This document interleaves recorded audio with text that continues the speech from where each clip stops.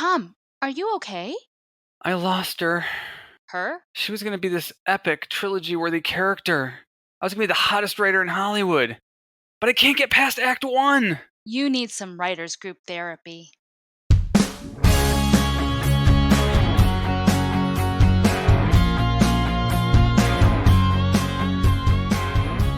Hello and welcome to Writers Group Therapy.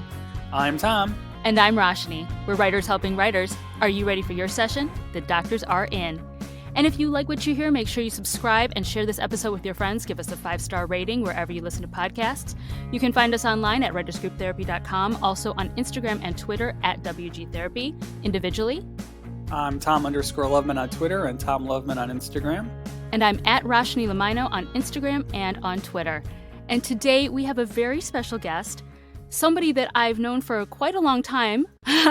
We go all the way back to Michigan State University, so it's been a very long time. Kelley Carter, who is the senior entertainment reporter on ESPN's Undefeated, where they discuss race, pop culture, and sports. She's also worked for USA Today, Vibe, BuzzFeed, Essence, MTV News, Chicago Tribune, Ebony, Detroit Free Press, and then, of course, where it all began, the state news at Michigan State University. Welcome, Kelley. Thank you. Thank you for having me. I feel obligated to say go green because you shouted out Michigan State. So, Oh, don't worry. We'll cover all of that. So okay. before we get into the big news, why don't you give a brief summary of your writing career and how you got where you are now? Yeah, I feel like I say, and I love talking to writers specifically about this because I think that we're in a very unique tribe, and that is that we all probably realized very early that we were amongst the best writers in our elementary school classes. Whenever we had group projects, everyone wanted to be in our group because they knew we would probably do the lion's share of the work and we all would get a really good grade. And so that was me. I identified pretty early that I wanted to be a writer, and I didn't really know what that meant. I mean, at the time, I thought it would mean, writing fiction books. And of course, when you're in fifth grade, they're really trying to track you for disciplines. That's when you first start seeing career days and they start, assessing skills.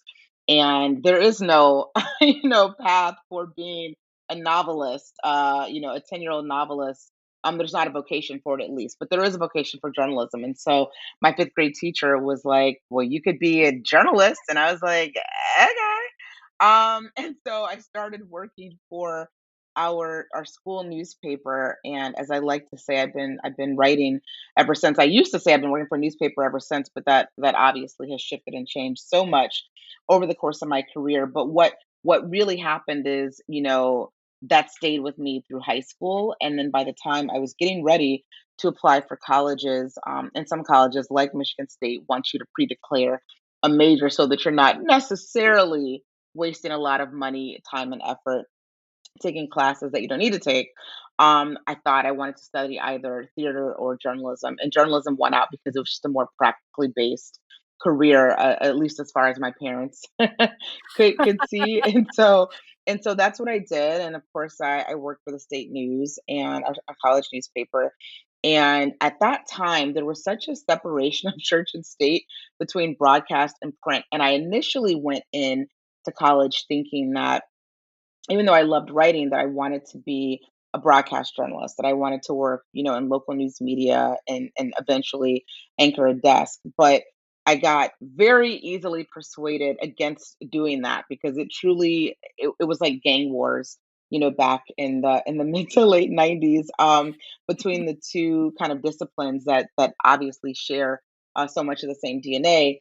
And so newspapers really won out for me, and I started working um, thinking that I would cover news, not really knowing what that meant, but I did a bunch of internships. I worked at the St. Petersburg Times, the Flint Journal, the Minneapolis Star Tribune, and my first full-time job out of college was in Detroit. And by the time I got to Detroit, I knew I wanted to be an entertainment reporter, and I specifically went there to learn how to be a critic.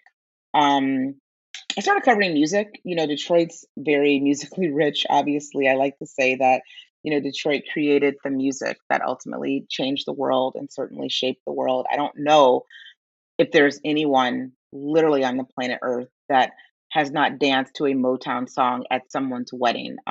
The music really transcends race and generations and cultures. And I felt like, Detroit was on the precipice of another musical revolution. And I was right in that there was this crazy white dude from Detroit named Marshall Mathers or Eminem who had just gotten signed by Dr. Dre, and I had just started working at Free Press literally right before he got signed. And we all know what kind of happened once Marshall put out that first single and then the first album LP, and it became such a big deal because before hip hop was really concentrated to the coast. It was on the East Coast or the West Coast. But all of a sudden, the Midwest had something to say. And it was led by this very eccentric white guy from one of the blackest towns in the US. And so there was a lot of stories to be told. And I loved being able to help assist and tell some of those stories. And that was my first experience working full time as an entertainment journalist. And I stayed in Detroit for a little longer than I had initially intended, partially because it was home and also because there was so much happening. Eminem became his own thing, but then there was so much development that we started seeing happen in Detroit that was directly affecting the entertainment industry. We saw the growth of downtown, and eventually the Super Bowl came back to Detroit. Not even back to Detroit for the first time, because when it existed, 30 years prior, it was, out in Pontiac at the Silverdome, but this was the first time that Detroit, the city, got to be a little bit of a crowning jewel for the biggest televised event in the country. And so it was exciting to be a part of that and to help, kind of write the history of what that felt like. And eventually I finally, decided I had to push myself to leave something that was very comfortable. And I did. And I went to the Chicago Tribune. And there it was my hope to learn how to cover more than just music and more than just a nightlife scene. I wanted to learn how to cover film and Hollywood industry. And I didn't stay in Chicago for as long as I probably planned on staying. I was only there for exactly a year. But right when I left to go to Chicago was really when the bottom started falling out of newspapers. And we started seeing layoffs for the first time and people losing their jobs. And what I noticed is that when people were getting laid off or were losing their jobs in mass quantities, they weren't going back into journalism. They were doing something else. And I was thinking, what is it that I would want to do, if I got laid off here? Because my dream was never to live in Chicago. My dream was to, work for the Chicago Tribune, but it was never to live in Chicago and work in academia, which is what I saw a lot of people doing. And I thought, no, I want to be an entertainment reporter. And I think in order to do that, I need to find myself in a situation where I'm either in Los Angeles or New York. And before I could figure out how to make that happen, USA Today called me and said, "Hey, we this job.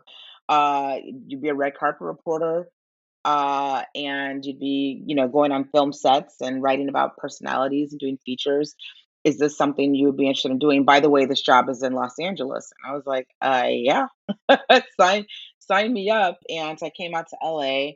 And of course, the bottom was still falling out of newspapers. So a year later, I was laid off from USA Today. And I was fortunate and privileged in some ways because I didn't have to think about what to do next because I was getting so many calls for freelance work. And that was great. I was writing a lot of magazine cover stories, but I also was doing a lot of cable news, which was kind of a new experience for me, where I was going on as a talking head and a commentator because all of a sudden in 2009, 2010, entertainment news was a 24-hour news cycle, and the kind of evolution, I think, of celebrity news, partially because of the growth of the paparazzi out in LA, but also just really, you know, just the growth of like the celebutante that was right when, the Britney Spears and Paris Hiltons of the world were, occupying space on CNN. All of a sudden, I had this really crazy expertise to talk about it. And that was also when I think I probably noticed that I was doing half writing and half talking, after spending at that point 10 years just, you know, 100% as a writer. But that was really when things first started changing, I think, for me about 10 years ago. And so Wow. that's really kind of my story as a writer. Which is an amazing one thing I've noticed too, the theme that seems to run throughout it is you've been very deliberate with your choices. I mean, yes, you've Yeah. had some random lucky things like USA Today calling and stuff, but it sounds like every time you're like, "No, this is how I wanna grow," you made Mm. deliberate choices to get there, which I think is really interesting. Yeah, I tried to, and I was really winging it in a lot of cases, but I also feel like I had some really great examples to look toward. I had like a really great community of journalism friends who we all would have started right around the same time. Some of those friends came from Michigan State, from my college experience. Some of those friends came because I we met as interns at some of the different papers that we worked for and maintained a friendship. And then others, you meet out in the world to do the same thing that you're doing. And so I think most of us probably do this without thinking of it in this way, but I honestly just really had like a very informal board of directors. So basically I had people that I would bounce things off of, career goals and aspirations and next steps, and I essentially would really just kind of consult my board to keep myself honest and to make sure that I'm on track. And because they also were friends, they would do what friends do, which is remind you when you're not adhering to the goals that you set out for yourself. They'd be like, "Now you said you wanted to do this thing. Is this step, getting you to that space that you want to go to?" That's awesome. That's Yeah. awesome. So, real quickly, entertainment reporter on ESPN, I never would have thought those 2 go together. So, how did that show come about? Ever, right? So two things. So when I was laid off in it was December 2009, one of the first calls that I got to do some freelance work was from ESPN, and it was to write for ESPN. At the time they had this they had this site, this section on their ESPN site called Page 2 that was extremely popular. And Page 2 was just everything but the kitchen sink essentially, and it was filled with a lot of pop culture and stories. And they wanted to tap into what I was doing as an entertainment journalist, and it helped at the time that the person running Page Two had been laid off in their previous job from the chain that owned Chicago Tribune at the time. Mm. And so they just understood, and they wanted to have like initially the phone call was kind of like, I got laid off before too, and I'm still mad about it even though I have a really great job, so let's talk about it. And then eventually it was, by the way, I should hire you to freelance for us. I like what you do. And so I did. And then when I started doing other jobs as a freelancer, I stopped working for ESPN, ultimately because they ended up closing, shuttering, Page Two. And I was at BuzzFeed at the time that I got the phone call from ESPN, and it was so cool because Marie Donahue, who was a VP at the time, for ESPN, she called, and I was so flattered and so honored because I knew that ESPN was trying to launch a site, a microsite that dealt with, race, sports, and culture. And she wanted to talk to me about being an entertainment reporter, editor, something for that site. And she, I mean, basically, she said, "How about you just kind of create your job, your dream job over here, and come work with us?" And those are always coveted phone calls to get. And I was like, "All right, let me think about that."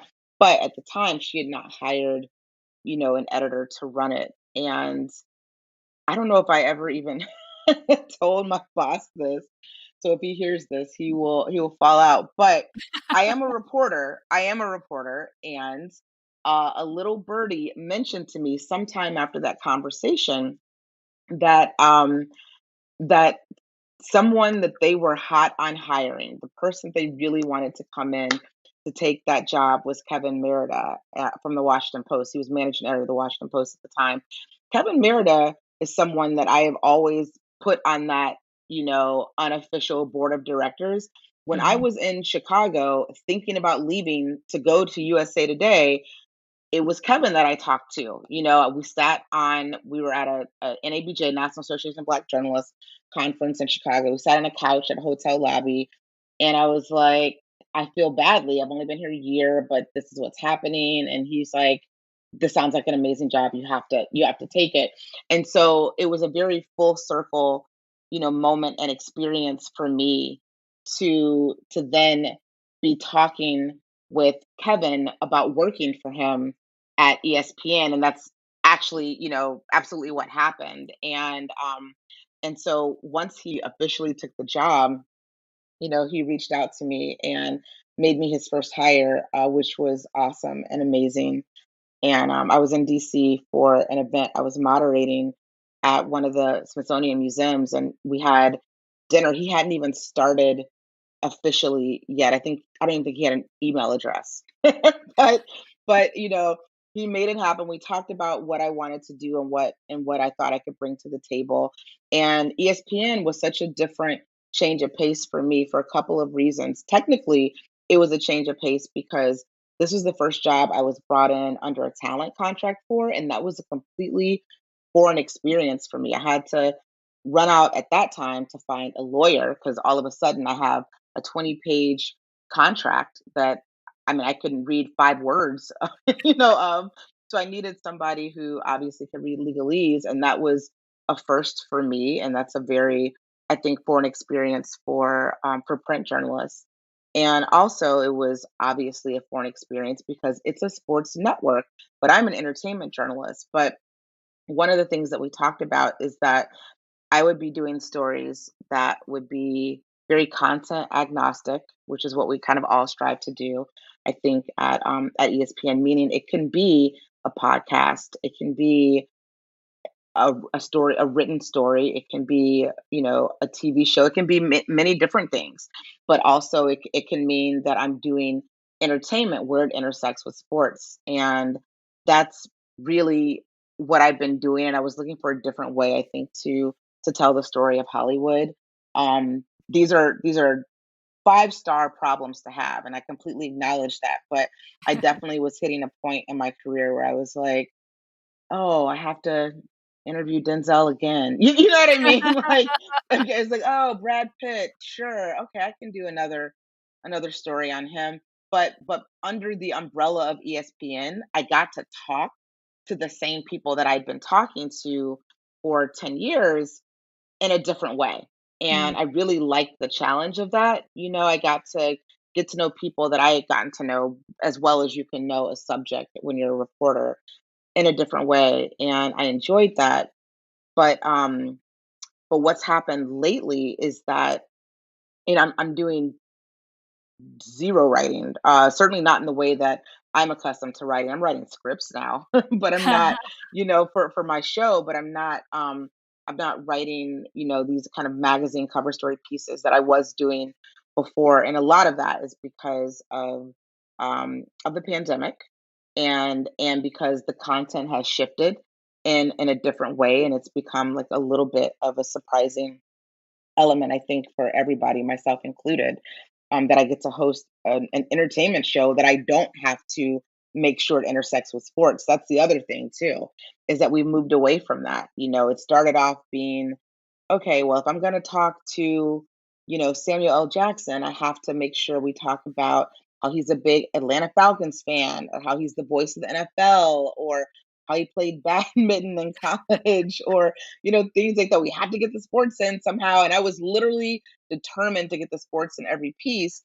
And now it's like, oh no, I just get to talk about being an entertainer. That's cool and different, with my experience at ESPN, but I like it. That's awesome. And it's a perfect segue because I heard you mention scripts. So it just broke that you have a show, a comedy that you're developing for Showtime with your best friend of like, I don't even know how far do you guys go back? Like 20 plus years, Jamel 20 plus and years, yeah, yeah. and Gabriel Union. So based on a story that you and Jamel wrote, tell me about that and then let's go into the show. Yeah, so Jay and I, we we met. Technically, we met at Michigan State, though I knew of her before I got on campus, and we met literally during Welcome Week. And the story that I like to tell because it's the truth is that she stalked me into being her best friend, which people find to be very interesting if they really know the two of us, because I think they would probably think it was me who was doing the stalking, but that was not the case here. And but no, in all truth, we hit it off immediately, actually, and we're really inseparable, and just shared so many experiences that you share with your friends that you go to college with and that you end up living with, your roommates with. you know I talk about a board of directors helping me make choices with careers. I mean, she's, CEO of my board of directors for my personal life, and she's probably the only member of that. Like, I don't date someone without talk. You know what I mean? Yeah, It's truly like an essence of who a best friend really is. yeah. And I mean, I'm like, can I go to the store? Is that okay, best friend? Should I go to CBS now? It's almost one of those things. And we decided probably about, oh, I'm getting old, but a few years back that we should establish a production company together. And truthfully, where it started from is I wrote this oral history story of The Wire. We both love that show, and specifically, it was about one episode of The Wire. And it was Game Day. If anyone has ever watched that show, it essentially is that particular episode was about how all gang activity stopped one day in West Baltimore because there was a basketball game that happened, and that was truly like the neutralizing thing in that area. And so I wanted to tell an oral history of that particular episode and what that was like. And so obviously, as these things go, when you do oral histories, is you talk with the directors, writers, creators, actors, interns, anyone you can talk to.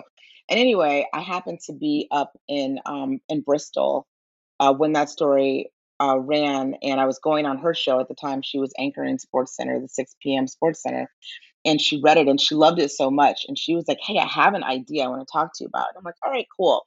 And so we kind of sat down and we just talked about what types of stories we would tell if we had a production company. And I think we were both thinking nonfiction, initially, because we obviously are journalists, we're documentarians. And so that was the thought. And it was, can we somehow translate an idea like this oral history, story into something that's moving, like television? What would that look like? And that's really where we started. And so we got the blessing of our company to do that. And as you guys well know, at this point, Jamel eventually negotiated out of her deal, and she left ESPN. And I'm still at ESPN and still had ESPN's blessing, to move forward. And I think she and I, in addition to some of the nonfiction ideas that we had, we started thinking what a film would look like or what a fictional TV series would look like, and with no other expertise other than the fact that we both, that's something that's connected us for years. We both love to watch certain shows. Anyone who knows us, we are quote machines, so we literally can have an entire conversation doing nothing but quoting from our favorite films or TV shows.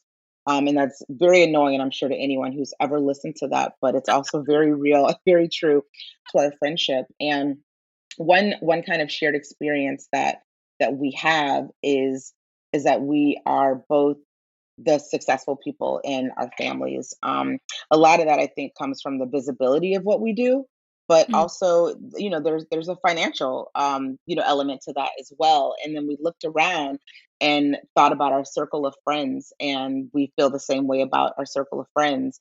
And that's something that we all have in common. Some of our friends in a more extreme way than others, but we just thought that might actually be funny to somehow take a version of our reality and figure out what that would look like as a TV series.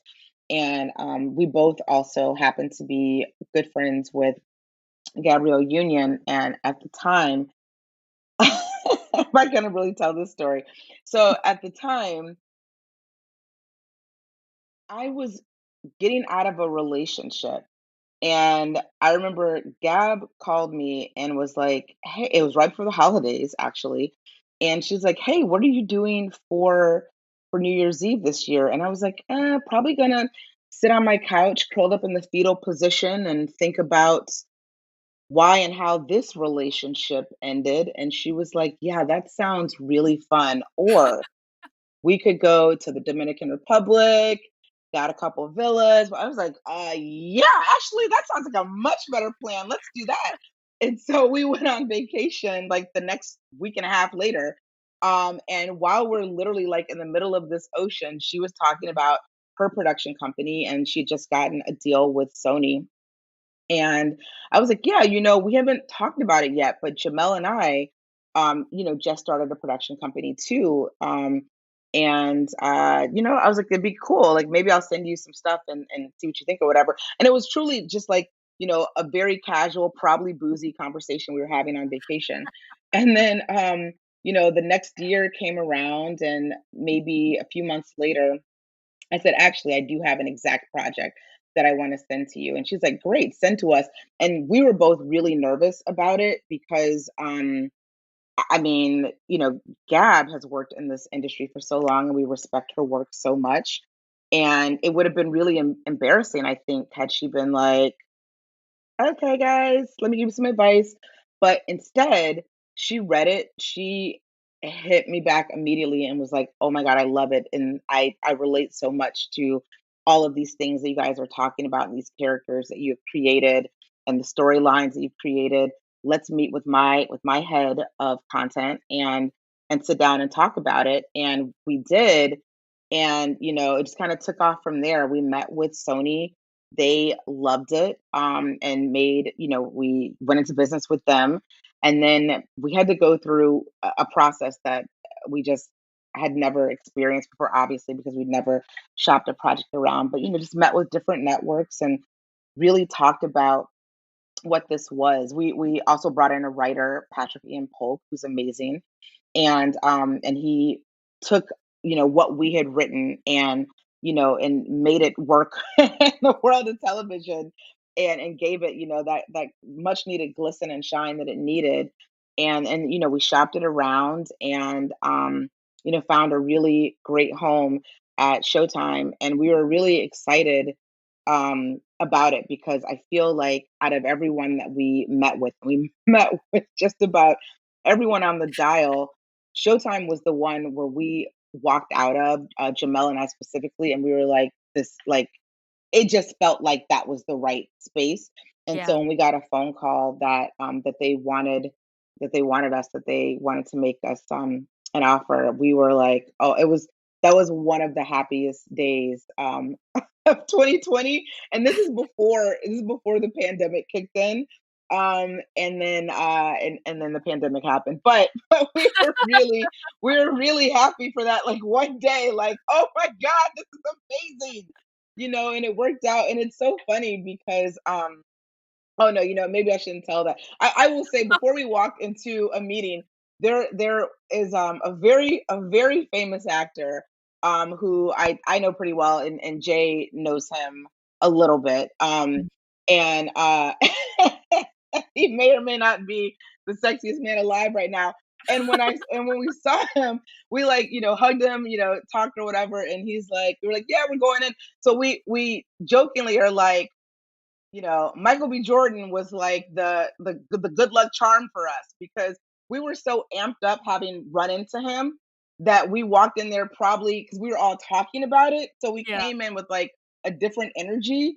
And Mhm. now I just need for Michael B. Jordan to make sure that he's a part of my life in real life for all of my other major things that happen too, because it was like it was a really cool day.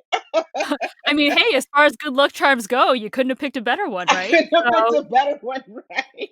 oh my gosh. I hope he doesn't kill me for saying that. But it was so cool because we literally, I mean, imagine we're like, oh my God, Mike, blah blah, it's so cool. And this is right before I think right before Just Mercy was about to come out. Mm. And I love that film. And I had just shot this like Sports Center commercial with Michael B. Jordan and Jamie Foxx and an NFL player and the character that Michael B. Jordan was portraying, probably maybe a few weeks. I don't know. It was earlier that year.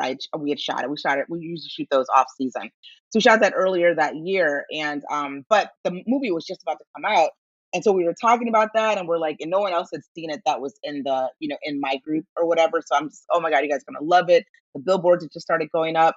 And we were just so amped because he's just such a really nice guy and so happy. We were like, oh my God, Michael B. Jordan. And then weren't as formal, I think, as we might have been in other meetings. Mm. And the energy just worked with who we were meeting with. And, and so it worked out. Thanks, Mike. So the takeaway for this story is if you're gonna pitch, make sure you see your lucky charm before you go in. Make sure you see a Lucky Charm, you know? I mean, if he's got a smile as great as Michael B. Jordan, then A plus. So it sounds like it's gone really pretty, hypersonic speed with this. Where are you at right now with the production? Are you in development? Are you like pushing forward to do a pilot, or what's the stage right now? Working on the pilot right now. We pretty much have much of what we need developed. So Patrick is working on our pilot right now, and we'll see where it goes. Now, as far as the pacing of everything, this is something that Jamel and I have been working on for probably like 2 years, I would say. And then a year ago, we found the right partners and now we're in this space. So I know it probably all feels like it's a sudden thing and that it's especially even the people who know us, because we obviously weren't talking about it with even, people that we, trust and that we talk to. But it's something that we have been trying to make happen for a really long time. We've been living with it for a while, and so to be at this point where we have this development deal that we're trying to get the pilot together, and then cross our fingers that it becomes a real series. But I mean, I've covered Hollywood long enough to know that you never know. Even really great ideas sometimes don't get off the ground. Obviously, we really would love for this, what we think is a really great idea, to get off the ground too. So Yeah. we'll see. Fingers crossed. I mean, obviously COVID throws a kink in things, but what's the rough timeline? Like, you wanna shoot it for pilot season 2022 or I mean, maybe, I'm gonna leave that to like the people who are far smarter than I am about this. Plus, like you said, you have to add in the reality of COVID, yeah. and what all that's kind of brought to the mix too. I do know because I obviously cover entertainment that there are people that are shooting right now. Everyone's working. There's no one that isn't working in this town. That's an actor Yeah. or works on a set. So people are busy and people are steadily working. I don't know what that means for a new show though.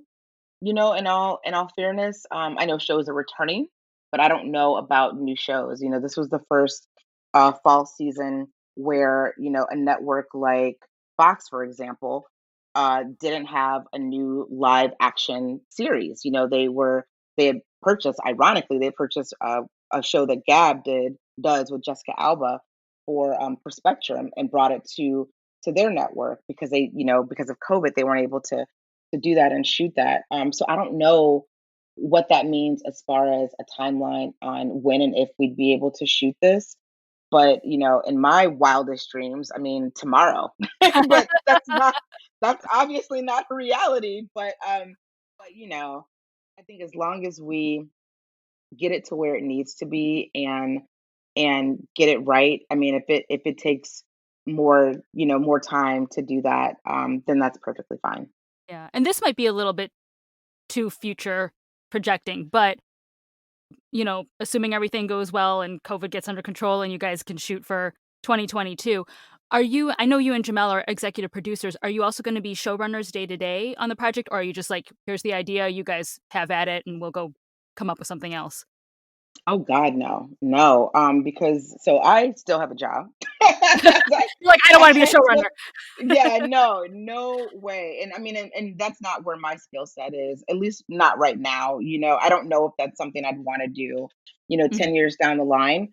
But no, for me and for her too, she obviously has a lot of things going on as well.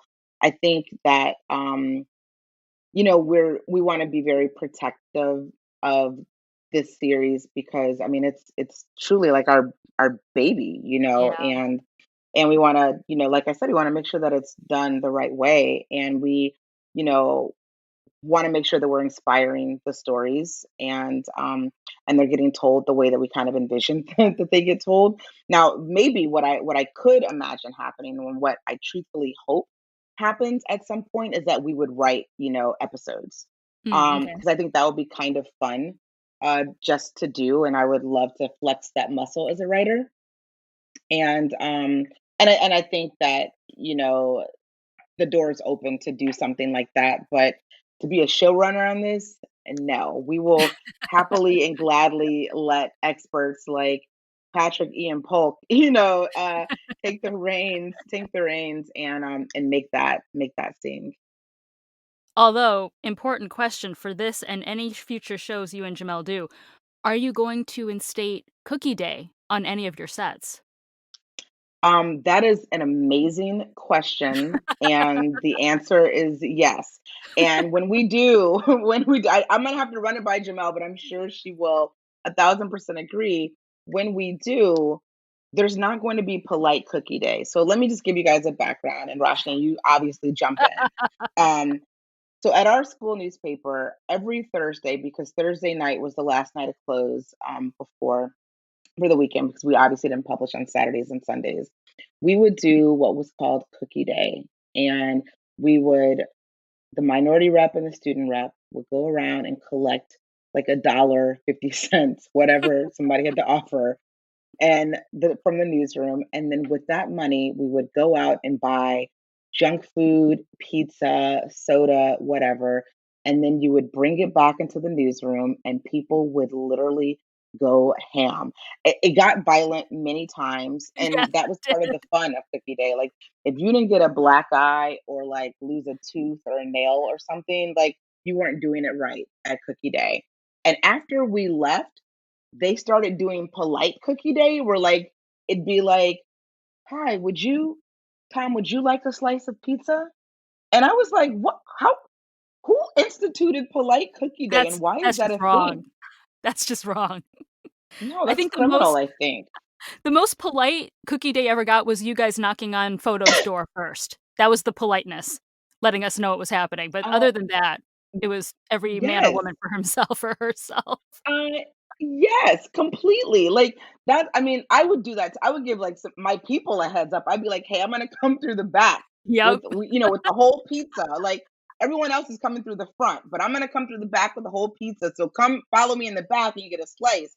Sure, you would make deals like that with your homies, but like this whole let's stand in line and take a number to get our food prep, like Oh, no. that's ridiculous to me. Like I thought part of the fun was literally getting physical with somebody over a bag of M&Ms, and I don't know why Cookie Day ended up becoming, they probably even have health food at Cookie Day now, Oh, no, no, no, which no, mm-mm, no. Ooh. they're probably doing like grilled tofu and hummus, and those things are great, and it's good for your cardiovascular health. Let's not ignore that. However, Cookie Day is about being gluttonous, and we need to be gluttonous on the set of New Money because that's what we Oh man. Yes, you have to have Cookie Day on your set. That'll be amazing. Kelley, this has been terrific. If people want to learn more about you or learn more about the show, where should they find you online? All of my socials are the same. It's just Kelley L. Carter, Kelley L. Carter on Instagram, on Twitter, on Facebook. And then our company is Lodge Freeway Media, which of course we named for a beloved highway in Detroit that connects the suburbs in Oakland County with the city. And that obviously is Jamel and I. She's from the city, I'm from the burbs.